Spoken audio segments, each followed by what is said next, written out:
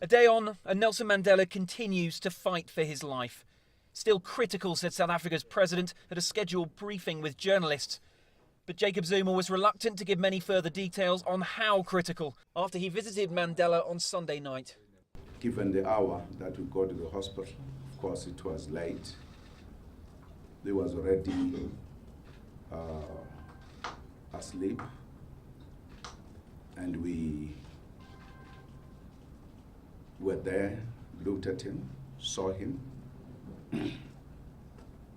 and we then had a bit of a discussion with the doctors as well as his wife, Graça Machel. There was an effort to move on to other topics, such as this week's visit of US President Barack Obama, which will, we're told, go ahead as planned. That's now overshadowed, though, as the world watches for news on Madiba's frail health. As questions persisted, the president's spokesman had to step in. Tensions are resurfacing between government and the media after medical details were leaked to a US news network. And when the presidency chose not to make public that Mr. Mandela's ambulance had broken down on this highway on its way to the hospital. But Mac Maharaj was robust, denying claims that Madiba suffered cardiac arrest on that night and criticising those who reported it. And this incident has been used to stimulate a view, don't trust the report from the presidency.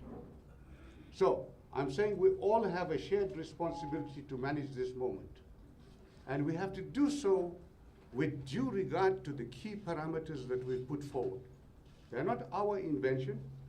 They come from the doctors, namely the doctor-patient confidentiality. Outside the hospital, the well wishes continue to pour in as South Africans begin to realise that the end may now be close. Just a few days ago, the signs seemed to be positive, and there was even talk of Mr. Mandela being discharged. But he now lies in a hospital bed behind me, clinging to a life that changed the course of this country's history. And even at 94 years old, the prayers here are for just a little more time. Henderson, CCTV, Pretoria.